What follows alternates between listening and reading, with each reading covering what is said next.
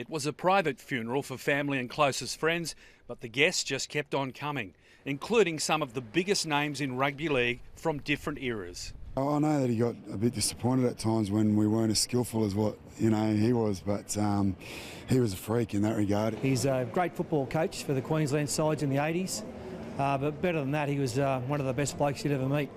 And at the end of a game, if Arthur Beetson came up and put his arm around you and said, "Well played," there's nothing better than that. Beetson, born in Roma, became the first Indigenous captain of an Australian national team.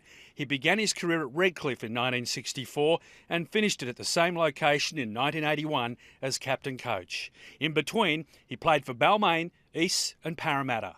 Attending the funeral were Beetson's teammates from the 1975 Eastern Suburbs Roosters. They won the grand final that year 38-0 over St George. Arthur was so well thought of, revered actually, by those lucky enough to play with him, and I'm very fortunate to be one of those lucky people.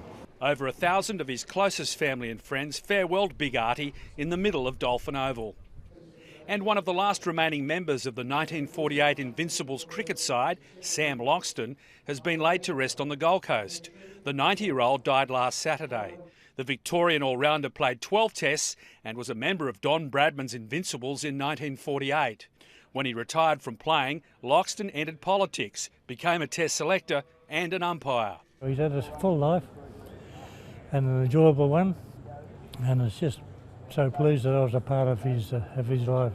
Neil Harvey and Arthur Morris are the two remaining survivors of Bradman's Invincibles.